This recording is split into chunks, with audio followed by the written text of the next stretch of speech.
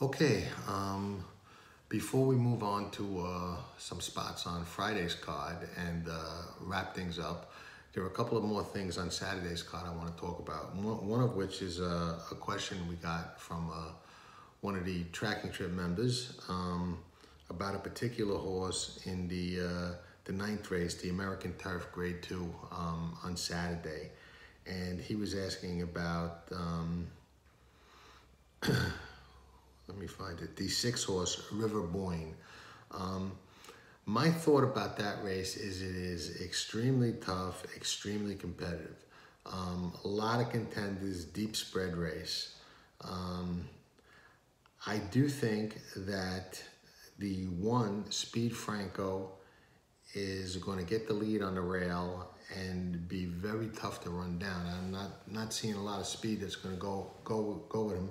And, he's a brave horse that tries. He really digs in. I saw him run a couple of times at Gulfstream in person. And he's a fighter. He digs in. He's going to get the lead. Wet turf or soft yielding turf, good turf, may make it a little bit quirky.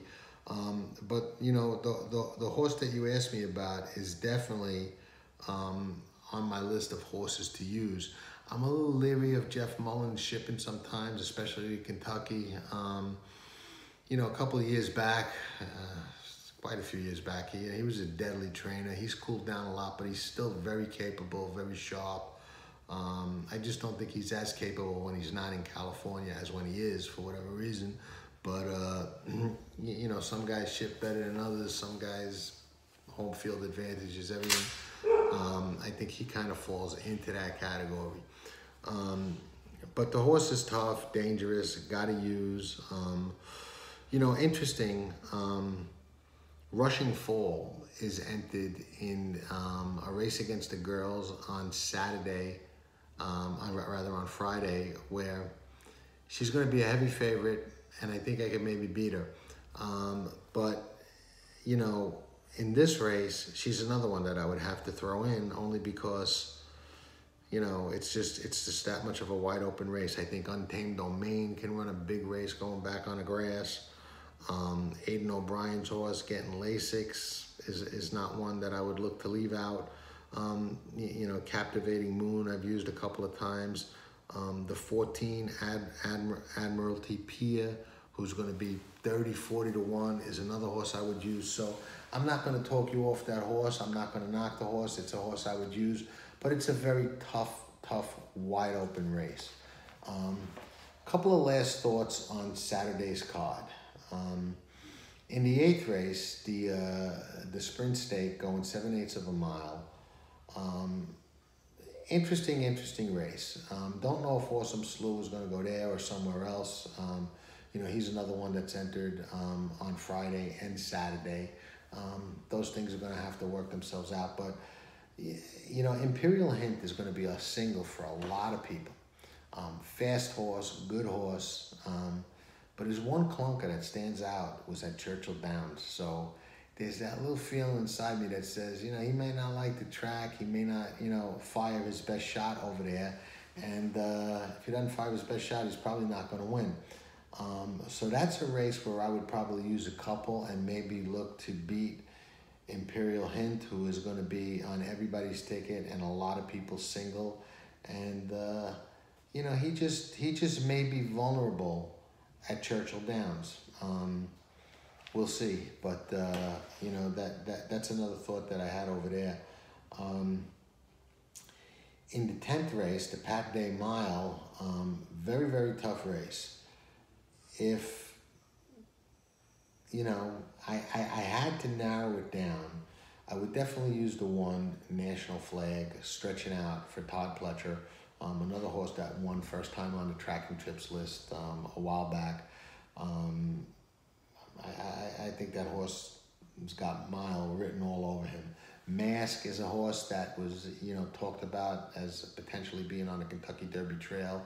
Very nice horse. Comes back in this spot. Chad Brown takes his time, runs them where they belong. Didn't push cloud computing last year into the Derby, waited for the Preakness and won. Very likely can win the Pat Day Mile with this horse.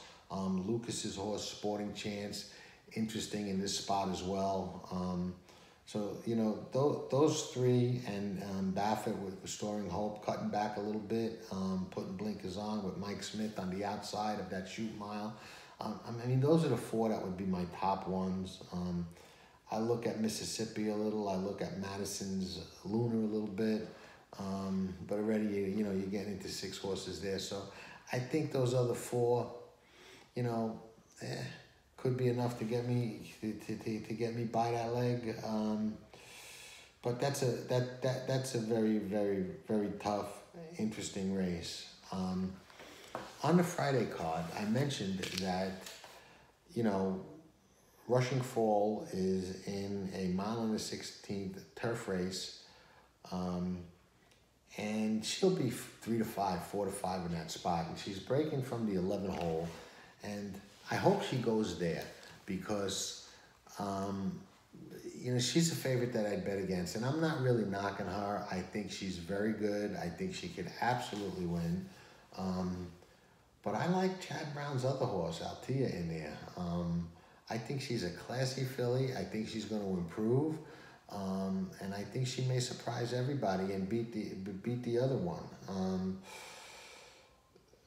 You know, everybody saw Daddy is a Legend last time against Rushing Fall.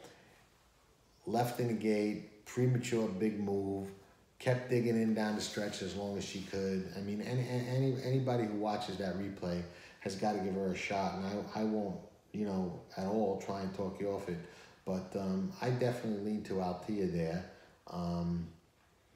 You know, there's a couple of other, you know, Beyond Blame is going to be big price. Not hopeless in that spot at all. Back to Brad Cox, who we talked about earlier. Deadly trainer, winning with everything. Florent Giroux is riding great. Figuerella's Queen, another dangerous one. You know, I'd probably use those horses under Altia, and on the spread ticket, you know, because I'm singling Rhea in the Oaks, it lets me single, you know, I'm singling her, it lets me spread in those other, you know, in those other legs. So probably in that race with Rushing Fall, and we all know that every time you use a bunch of horses, when there's a 3 to 5 shot, the 3 to 5 shot wins. But I'll still do what I do and take my shot. But I would probably use Beyond Blame, Altia, Figuerella's Queen, Daddy is a Legend. I'd throw in Toinette, and also use the favorite Rushing Fall. And then I would take another ticket where I only used Altia, and I would bet Altia on top of all those other horses. That's if Rushing Fall is in the race, because if she's not, it's going to change the whole complexion of everything, and the price is going to be different. But you know, Chad's other horse, Altia, will remain my top choice, regardless of whether the other one runs or not. But it would just be more of an opportunity to bet and really go after it if she does run. Another interesting thing, in the third race, Todd Pletcher has a horse, Bugle Notes, that I've heard is a runner, and they really like a lot. But for me, she would not be a single because, or rather he would not be a single, I apologize, because the 6, Keros, is very interesting to me, and I'd have to use them both. In the second race, there's a horse running first time in the country for Brendan Walsh named Calais, the 4 horse, that's 10 to 1 on the morning line, that I think is going to come out firing and run a big race. And I think the most obvious favorite on the whole weekend, both cards, that just looks like a standout is you know, Abel Tasman in the La Troyone. She just looks a cut above her competition. I expect her to be even better at 4 than she was at 3. And you know, Ivy Bell is cross-entered, the one I like on Saturday in that race. If she stayed in that race against Abel Tasman, I'd be a little surprised. I expect her to run on Saturday, but if she did, I don't know that I wouldn't, you know, maybe use them both, or you know, at least be very concerned about her. True, she would be stretching out, and I think she's a better one-turn sprinter, which is what the race is on Saturday. but I would be a little bit worried about her. No question about that. There's one other horse that I wanted to mention, and I'm going to go back to Saturday, and that's in the 7th race, and the horse is going to be a ridiculous price. It's a horse in the stake against, La Coronel, Proctor's Ledge, and, some nice fillies, Dream a While, who looks, good. But the 10 horse, Psycho Sister, looks a little slower, looks a little cheaper, but comes out of a deadly barn. This guy's percentage is ridiculous. He wins with everything in Northern California. I don't think he's shipping just for the sake of heading to the Derby to watch the races. I think that filly will outrun her odds and maybe get into the superfecta or the triple even, and maybe even better than that. And those are some of my key thoughts. I hope this was a little bit helpful to some of you. I'm going to start doing more of these things for the Track and Trip members. And I hope you like it. I welcome all feedback. Any questions I didn't address, shoot them to me. Last but not least, I don't know what PPs anybody uses. I'm a big formulator person, and we've got a special deal with them where if you use the promo code PTWF10, you could use the link on my site or even go directly to Formulator. But if you use the link on my site or go to Formulator and use that promo code PTWF10, you get 10% off any Formulator package, renewal, or whatever. And in my opinion, going to the races without Formulator is like leaving your house without the cell phone. Must have, must use to me. For me, along with my other tools, Thorograph replays. I read Bruno's workout reports, things like that. But enjoy the races, everybody. We have Jimmy W's analysis up already for the Oaks Pick 4 and his thoughts on the Derby. We're not really in total sync on the Derby, but tomorrow we'll also have, and Saturday we'll also have some of our regular tracking trip stuff, just printed on the website like we normally do, in addition to these videos. But hope you guys and gals all enjoy a really, really big weekend. Shoot me any questions, any feedback, and thanks for listening. Have a great night, everybody. Bye.